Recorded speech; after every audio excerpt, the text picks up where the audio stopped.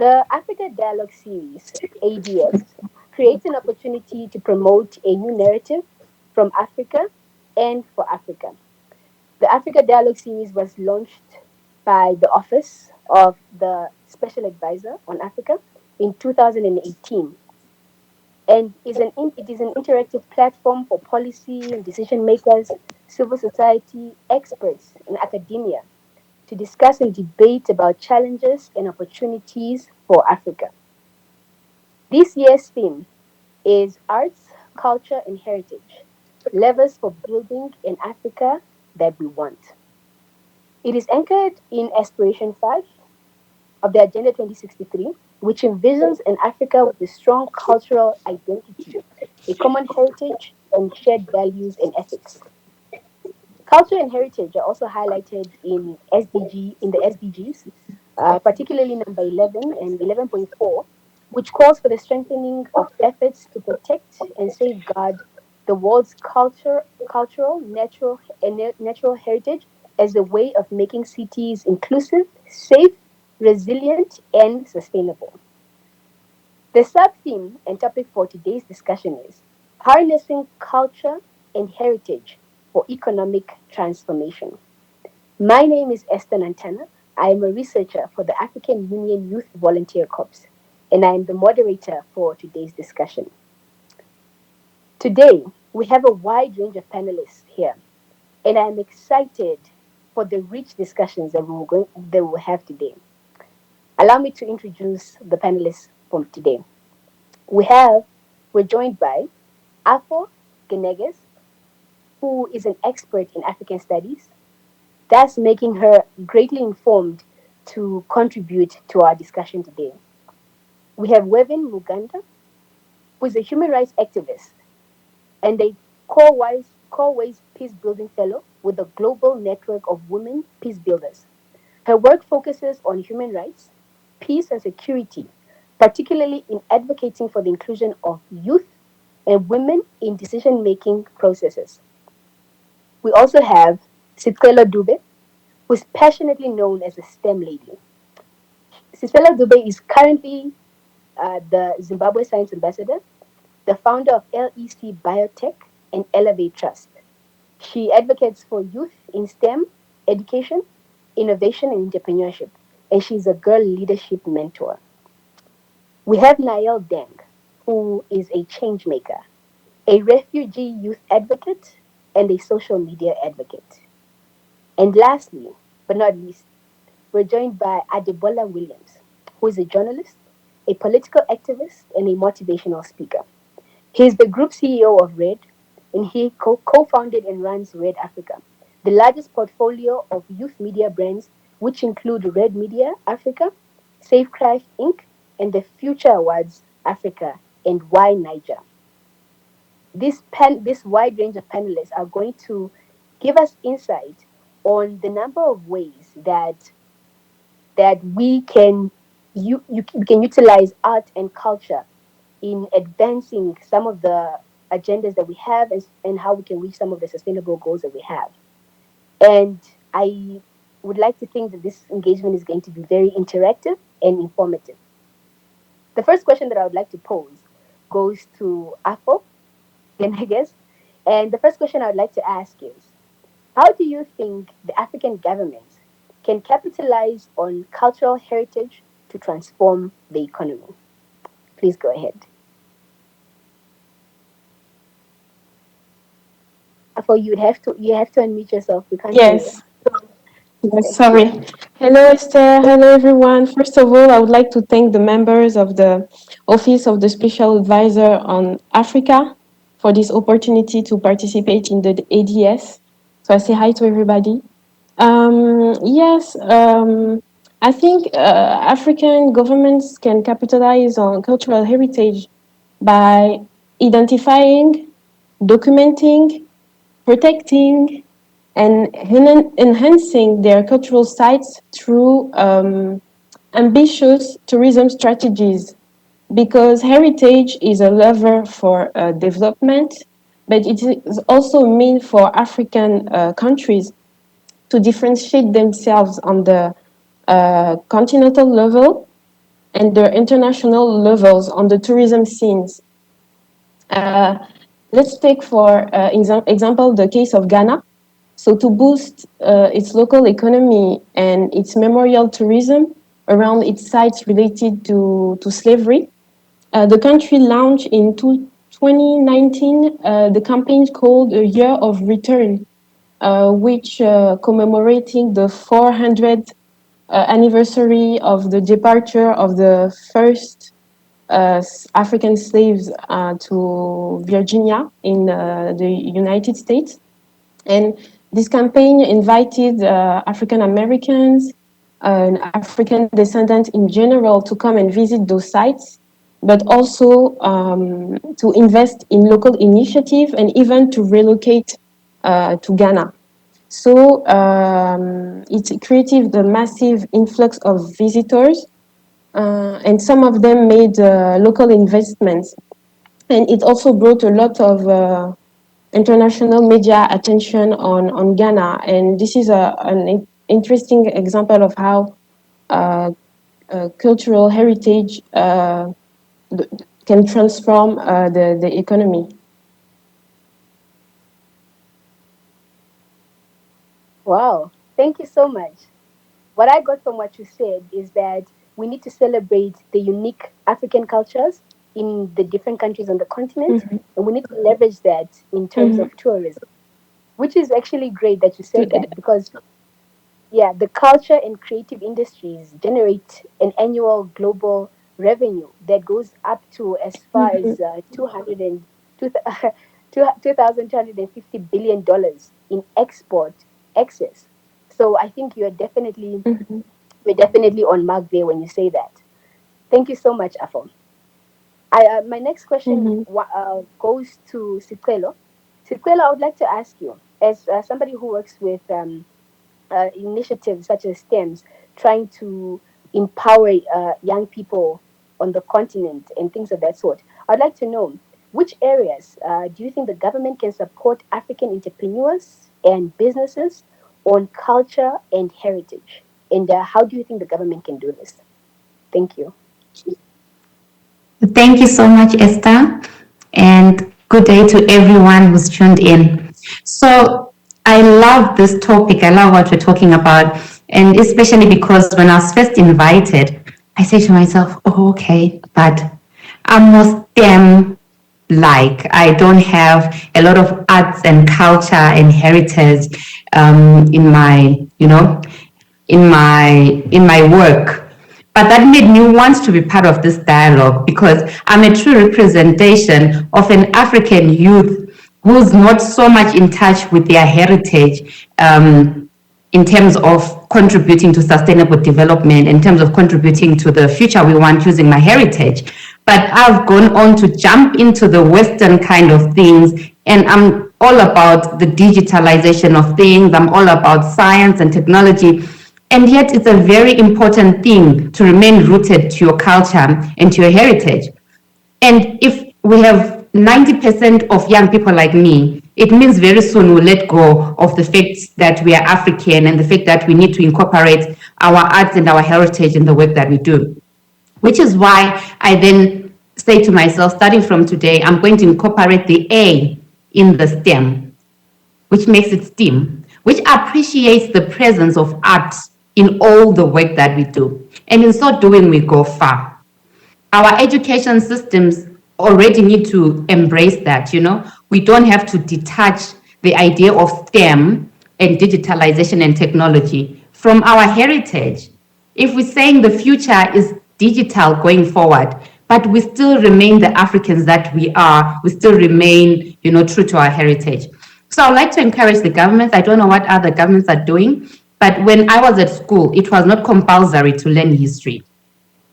I did not learn history because I was a brilliant student. I was being told, let most of your time concentrate on maths and science and get A stars, be outstanding in all those. And I was outstanding in all those, but I never got to study history. So all the history that I know about my country is because I'm listening to someone talking about it, or I'm curious as now I travel. I'm a grown up now. I can afford to travel and go see Matopo Hills, go see Victoria Falls, Now I learn history on my own. But I would like to encourage our educational systems throughout Africa. Let's teach our African heritage as a must do, like a do or die. If you cannot say you've graduated and you have a PhD and you did not learn your country's history. I think the educational systems need to embrace that. I'm happy to say in Zimbabwe, the Ministry of Education has made sure that all the primary schools build huts, the African huts, because generations to come, we might not be too keen to go to the rural areas. We're now staying in town or westernized. If you give me a piece of land and say, build the house you want, I'm going to go online, the best house in America or the best house wherever. I'm not going to want to have a thatched hut in my house. Do you know what I mean? But it's important that we remain in touch with where we come from. And in Zimbabwe, every school has that setup where there's a hut and the way they used to do it back then, the pots are made of the mud kind of things. You have an appreciation to your culture. These are things that our children will not experience, and it will die off. So I think it's very important that the educational system endorses that everyone needs to know the history of their country. Every student should study their history, and every educational setup should kind of pick the originality of their heritage. I think that is very important. Let's not disassociate arts from the main thrust of the future, which is fine, driven by STEM and digitalization. Thank you. Wow, thank you so much.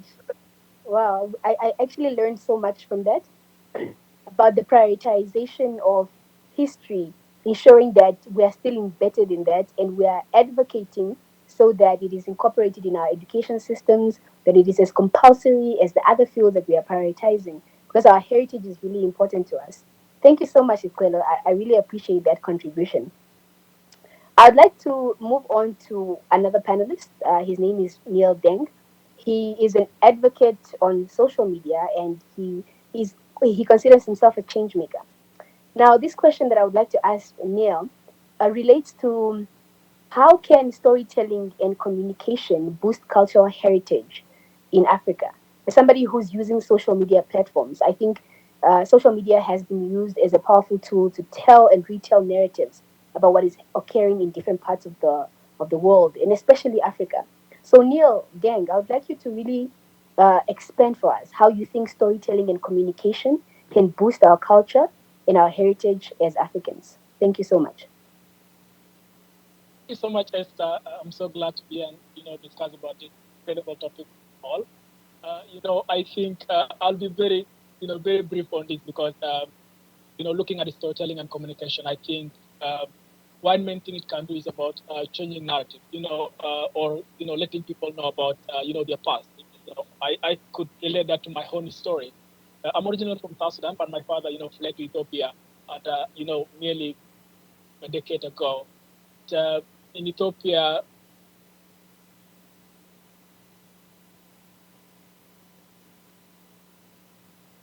my camera went off, and I was raised in that region, and I had no idea about South Sudan. But my dad used to own a small radio, and every evening, men from our neighborhood would join him to listen to the radio. And through that process, they keep themselves informed about what is happening back in South Sudan. When we were going to and they would analyze, world affairs. And that radio served as an education for me. In a way, it tells me about the history of my people, where I originally come from. But also, it takes me back to the journey that my dad went through as a refugee, from South Sudan and Ethiopia. And when I came to Kenya in 2010, living in a refugee camp, I think storytelling is the only way I make the sense of the world around me. Because through storytelling, we're not only able, to connect with our past, but we're able to connect, with the present as well. And I think, looking at how this can boost, the history and the culture of Africa, I think my main thing is that, there are many different narratives now that's happening about the culture of Africa and the heritage of Africa. People talk about what is good in African culture, what is not good. And I think there's a lot of, outside forces, that have different narratives of, what Africa culture is. So I think, by empowering, and boosting, let's say, locally storytellers, I think they'll be able, to bring authentic you know, this of Africa, understanding the narrative, and I think through that we're able, to get to understand, the real image and the real scene, from original voices. So my main, uh, view on this is that, through storytelling and communication, we're able, to change the narrative. There are different narratives about the history of Africa, but through storytelling and authentic storytelling, by making sure that, we have, you know, uh, people from Africa, who are African, telling this story and changing the narrative, I think will boost the culture and history of Africa. Oh wow, thank you, Neil. That was very enlightening. I particularly like the part where you said that storytelling and communication allows us to tell our authentic stories, and it allows us to change the narrative. Because I think what we've all noticed as Africans is that there are different narratives about what Africa is, what Africa is doing, or where Africa is going. But if we want to have the Africa that we want, we need to be able to control that narrative and tell our own stories because they'll be as authentic as can be. They'll be real life stories. So thank you so much for that contribution. Very meaningful and very informative. I just want to move on to the next panelist, Wevyn, Wevyn Muganda, who is a human rights activist who particularly advocates for the inclusion of the youth and women. But particularly, I'd like to ask about uh, how you think within, how you think young people and their heritage can be amplified. So the question specifically is, given the cultural and creative industry given that the cultural and creative industry employs a majority of young people, what major policy changes would you recommend in order to capitalize on the growing industry that has so much potential?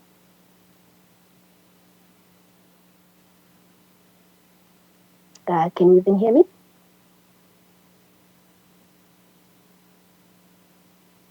Yeah. Thank you so much. I think that the creative industry, like you said, has a lot of young people, and creativity has been used a lot to advocate for social change. The challenges, however, comes in regards to supporting young people in the creative industry, either through compensating them well or creating a safe and friendly environment that can allow their creativity to grow and to expand. So we have creatives, but they're not adequately supported either through financing their initiatives, creating an environment that allows them to thrive, putting in place policies and laws that actually protect their interests rather than protecting, I'd say, protecting the major players. An example is, say, there's a lot of acting. I think when you talk about African countries, community theater is a big part of how communities engage and how they learn. However, community theater is still very under resourced and under financed, and so many young people feel like that creates creativity or being in the creative industry is a phase, but don't look at it as a long-term opportunity because it doesn't pay. A lot of African countries still don't have policies and laws that protect the interests of young people, and I will emphasize on the pay specifically. And even though it will pay, there are certain restrictive laws say that that make them not to grow. So if a policy, if creatives are heavily taxed, if the creatives are not, if they're paid well but the country is still extremely corrupt, then at the end of the day the creative industry will not grow. And if Africa is going to leverage on this, then protection has to be a major part of the strategy.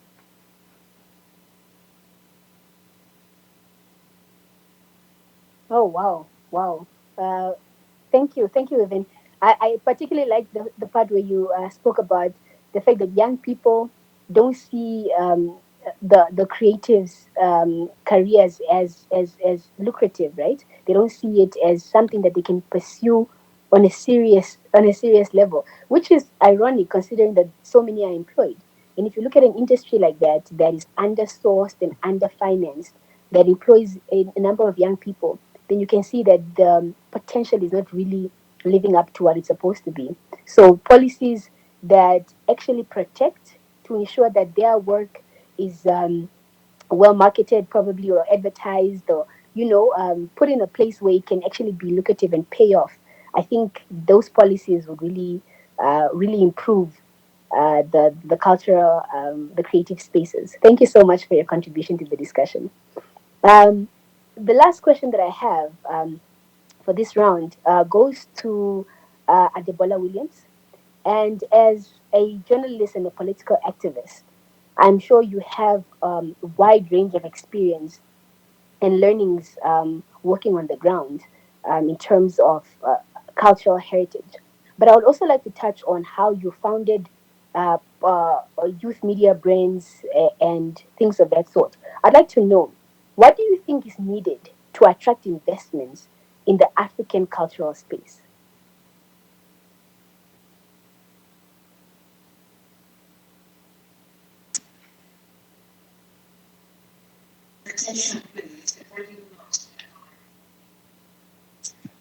So they have just called my flight. I was hoping that you would ask me questions earlier, but I will quickly, try to answer one or two questions before I go on to board the flight. Because I thought this was 3 to 4, and my flight is 4:15. I'll have to go on board in about 9 minutes from now. Um, every nation needs storytellers. Every continent needs storytellers. Perception is not formed in a vacuum. If you tell your story, people make a perception of you, but that would have been the perception of you orchestrated. If you do not tell your story, people will curate experiences of other people and form a perception about you. Perception is capital. So every nation needs strategically assigned storytellers to build its perception capital. Perception capital is what attracts investors and customers to every country and every continent. America has done a good job by selling what makes them special, by selling a huge, larger than life perception that makes everyone in every part of the world, or at least most part of the world, feel that if it's not American, it is not good enough. If it's not American, it is inferior. They have told you that until you come to America, you haven't seen the world. And guess what? Another continent a country that has taken a clear understanding of that strategy and run with it is China. China moved from a country where we all looked at them as the country of rejects, of inferior products, to the country where all of us on this call, our governments are inviting them to build our nation. How does a country go from where you find the cheap, fake, fairly used, nonsense products to the one that is building our roads, building our train station? The audacity of China to want to build a train station from China to San Francisco. But China did not just stop there from their actions. So actions and what people experience of you build the perception. And then China invested in storytelling. They set up their own TV channel to rival CNN and invested billions of dollars over the years. And so if Africa and African government is really serious about engaging the world, it needs to do much more in its storytelling. If African governments, nations in Africa are really serious, they need to understand the power of the culture. Our culture that for the longest time has been, stolen and represented to us by the West. Recently, there was this bag that is popular in Nigeria called Ghana Must Go, which is sold for barely $1, being repurposed into handbags by a big American designer and being sold for, $500, $800. And there are many things like that they take from our continent and repurpose because we are not filling space. We've seen Nigerian artists break the barrier. This year, Burna Boy won the Grammy. Wizkid was nominated for the Grammy and won the Grammy with Beyonce. We've seen Nigerian musicians collaborate with artists around the world, not just because they desire to collaborate with those artists, but because they are paying attention to the African sound. Yesterday, I watched a video by Kelly Rowland, purely Afrobeat inspired. I mean, Nigerian Afrobeat, Fela Afrobeat inspired. They want our culture. Our dances are in their films. Our stories are in their films. But they continue to present our stories from the negative perspective because only us can tell our story right. If the lion does not tell his story, you only hear about the glory tales of the hunters. And that is what is happening to us. So until our nations take it seriously to begin to tell our stories, we will not attract the adequate investments across sectors, the adequate tourism interest, the adequate respect for our culture and our heritage. In Brazil, they have towns where they worship the same gods that are looked down upon in Nigeria. The king of in one of the Yoruba kings, Oni of Ife, when he enters Brazil today, he is treated as a deity. He is literally worshipped. But in Nigeria, people turn up their noses. Oh, it's diabolical. It's traditional. We can't touch it. So the earlier we wake up as Africans and begin to build our perception capital and also begin to monetize the blessings that God has given to us in culture and heritage, the better for the continent. It is not only because there is money to be made in culture and heritage, but because it is your culture and your heritage that attracts the world to you. That's what brings people to you. That's what people experience when they come in contact with you. So culture and heritage is a big seller of any nation. And the earlier governments on our continent realize that we need to begin to invest in creating systems and structures to help the entertainment industry. They need to invest in film villages. They need to find young filmmakers and even the older filmmakers who are doing excellently well and invest in them. Fund their studios, fund their TV channels, fund their films, create a film fund, be a catalyst to activate that space. The moment the films begin to be popular, the brands will come. Private sector will come and invest, and the government will not need to invest heavily anymore.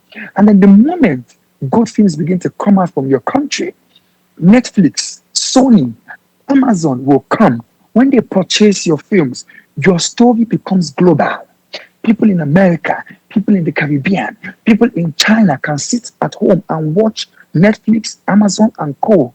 and see your country, learn about your country, see the development, see the opportunities. So it's such a big value chain that, we are basically sleeping on a bicycle. Wow, Adebola, wow, wow, that is very, very informative. I particularly love when you said perception is capital. And perception is capital, and how we capitalize on our stories and our culture is really going to pay off for our country or for our continent. Thank you so much for that contribution. I know you have to catch a flight. I'm not sure if I can give you. Oh, you're muted. I can quickly take one more question. Yeah. Okay. I just have one question that I'd like to pass around the room, and it's about how young Africans can promote African heritage in our respective spaces. How do you think, as an individual, you can promote the African culture and African creative and cultural I think aspects in your own capacity? I think it's I think it's first about being present and understanding the responsibility and the burden on all of us. Mm, About 5 to 6 years ago, I decided to start wearing only Nigerian outfits anywhere I go around the world. So if you meet me in mm, Champs-Élysées, if you meet me in Manhattan, if you meet me in Oxford Circus, I'm probably going to be dressed like this. And I mm, decided to do that because I wanted to carry my identity everywhere I went to. I wanted to go to mm, places around the world and behave responsibly, be the best in rooms, and let people be inspired and see me and say, oh, that's a Nigerian. I wanted to mm, change the narrative as a moving billboard. Young people have to realize that they are a moving billboard for their countries in how they look, mm, in how they behave, in how they show up when they go into rooms. How do you show up? Let people say, I came in contact with this girl from Kenya. I met this guy from Rwanda. I met this woman from Zimbabwe, and she blew us away. You want to be mm. more intentional in how you show up, both in terms of your physical outlook and in terms of the thing that you carry up here. And then you want to also be more intentional in how you use the platforms that connect you to the world. How are you using this? What are you doing on Instagram? What are you doing on Twitter? What are you doing on Snapchat, on TikTok? How are you promoting your country? How are you sharing your development, the opportunities, the growth in technology? We need to be more intentional in what we share to the world through our mobile phones, through TikTok, through all the social media platforms that connects us to the world. That is where perception is curated. If every young African decides to put one positive story about Africa on the internet every day, you'll be amazed at how our perception will change. So you need to show up. You need to be more intentional, and you need to put communication out that truly represent the development and the future that is currently, evolving in your country. And finally, we need to stop being consumers. We need to become creators. We need to move from just, ideation to actually invention as Africans. We need to spend time thinking and creating our own things. We need to create our own platforms so that we can tell our own stories in our own ways. You see, if the internet is not making money for you, it's taking money from you. The time you spend on Twitter, on Facebook, on Instagram, you're burning your money away.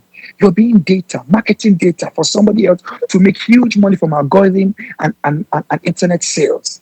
We need to create our own platforms for the 1.2 billion people on the continent, the over 300 million people on the continent that are on on the internet. We need to create our own platforms, our own backbone, our own internet real estate. We need to create our own media platforms. So young people, do not think you're not capable. Mark Zuckerberg, Sergey Brin, Larry Page, Jeff Bezos, all these people began all of these things, when they were just like you. People didn't believe in them like nobody's believing in you now. Just keep at it. The world is such a global village. The world is more connected now than it ever has been. You have all the resources on YouTube. You can connect with people on Twitter, on LinkedIn, on Instagram, not just for fun, not just for fashion, but to invent, to create, to innovate. And I think that's where our mindset needs to be. We need to be more intentional on the continent. Thank you. And I think on that note, I will sign out. Thank you so much, Adebola. I really enjoyed listening. So informed. Thank you so much. Have a safe flight. Wow, that was very informative. I just want to pose the same question to the other participants. So, how are you using? How do you think you can promote African heritage in your own respective spaces? Let's go back to Affoh.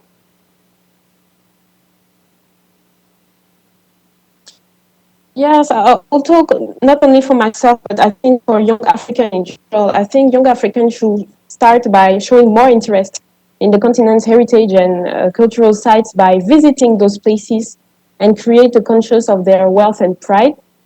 They should share their experiences, what they liked, what particularly touched them on social media, via pictures, blog, and this will encourage the surrounding people around them to visit those sites as well. And I also think that young Africans should create innovative concepts or trends, like Adebola said, using TikTok or creating campaigns on Twitter with the hashtags regarding the sites to create to attract more people, attract more interest on those heritage sites. Thank you. So much. Thank you so much, Afo. You've actually inspired me to travel. My next spot is Mombasa. I want to go to Mombasa. So thank you for activating that for me. I would like to pose the same question to Nhial. How do you think young people can promote African heritage in their respective spaces?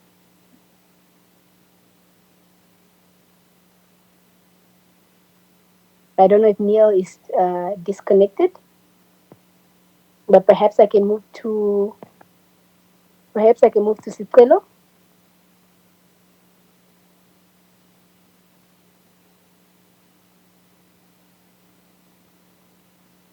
I'm not sure if the connectivity issues are on my side. Thank you for the question. Yes. Yes. I wanted to first acknowledge our brother from Nigeria to say, yes, Nigeria has kept the identity. When you meet a Nigerian brother, you know you've met one, or a Nigerian lady, they've done very well in terms of keeping their culture. And in our country also, we're now trying to come up with an African dress and, to keep our identity as Zimbabweans, like a Zimbabwean kind of dress. However, it's also good to acknowledge that our great grandmothers and fathers, they did good mixing with South Africa and Botswana. And you can identify a woman from Southern Africa just by looking at one. So maybe we don't need so much of the dress after all, as South African women. Okay, anyway, going back to your question, I think in my field, in my sector, which is the science and technology sector, it is very important that we incorporate the arts. They bring in the creativity. They also bring in the ethical issues, arts, they remind us that you can't just go on and make stem cells and make another human being. There are ethical considerations to do with that. So I think there's need for us to incorporate more of the arts in the work that we do. And arts definitely bring a lot of creativity even as we innovate. So I think that is something that we really want to push for, educational policies and innovation policies which incorporate the African feel of things, which incorporate the arts, and we keep our heritage as we do that. Also, I've noticed that half the time when I'm coaching as an entrepreneur, lecturer or speaker, there's always the issue on value preposition. Half the time, our startups, our youth who try to be enterprising, they miss it because they want to innovate without considering their current setting. There are some innovations that will work in Africa because you're African and you understand your heritage. You understand the future that we want, which I'm not fine. At the end of the day, the mission is a global, mission to say we all want to contribute to SDGs in a global aspect, but it also starts with home. If your innovation or your startup cannot make it in your hometown, it will not go for export. It will not make it anywhere else in the world. So I think it's very important that as we innovate, as we enterprise, we really put the element of art, we put the element of heritage so that our innovations go a long way. Thank you. Now, thank you so much, Sicelo. You say that you only have the STEM's background, but your engagement is so wide, and I love that you keep bringing the heritage and you bring in the arts. You're really just on the subject, which is really incredible. I see Nhial Deng is back. Nhial, would you like to comment on that? I think he's still having some technical issues. Yes, Nhial, can you see now? yes. How can young Africans promote African heritage in their respective spaces? Yeah. Thank you so much for that question. I think the first and the most important thing is that we educate ourselves. I think there's so much that we don't know about the history of Africa than the thing we know. So I think we need to go deep. We need to talk to elders in our community. We need to read book about the history of Africa. We need to try to go deep and make sure that we understand things, question things. Speak to people. I think through that process we'll be able to educate ourselves and unlearn the things that we think are part of our history. And then I think the second most thing is that as young people, we need to maximize, the power of social media to be able to influence the narrative of Africa, because I think there are many narratives outside there that we need to change. There's a saying that if you don't go outside there and tell your story, other people will be happy to tell it for you in a way that might not, be your authentic story. So I think, if you don't go outside there and try to change narratives, other people will tell the history of Africa the way they see it. So I think as young people, we need to maximize social media. We live in a world today that we are more interconnected than ever before. I think, if you go to Kenya, I've lived in Kenya for so long, you could know the power of social media in this country, how people, could, come up with an hashtag on Twitter and it, explode and even, threaten political leaders. So I think, there's much we can do, by maximizing, these tools that we have at our disposal, change the history of Africa, to tell our own history in authentic ways and to be able, to change narrative. Thank Wow. you. Wow, thank you so much. Thank you so much. I love that you're a social media advocate and you keep bringing us back to that because social media is such a powerful tool and we really need to start taking advantage of it as Africans. Then I'd just like to pose this question to our last panelist, Wevyn. Would you like to come in on? I don't know if I should pose the question again because it's been spoken about so much. But how do you think young Africans can promote African heritage in their respective spaces. Please unmute. Sorry. I think the best way to do it is to honor our culture and our heritage, and most importantly, to be who we are, to be authentic to our history and our practices, because that's the truest form of leadership, if you ask me. And this has to start from our language, um, giving, like, acknowledging our language, giving value to it. We really need to ensure that we hold our culture and our practices so high. When it comes to human rights and justice, which is my area of expertise, I believe that human rights can only be achieved in Africa if we are able to put it in the context of Africa. As you know, that many countries, people believe that human rights is a Western concept, and that has fueled a lot of injustice and a lot of violations. So how do we promote human rights in the context of the African culture? Storytelling is part of our culture, a huge part of our culture. Using stories to promote human rights can be one of the ways to ensure that we remain true to our culture and heritage. Another thing is that my work is all about care, and I don't think there is any continent that provides care better than Africans. Care is within us.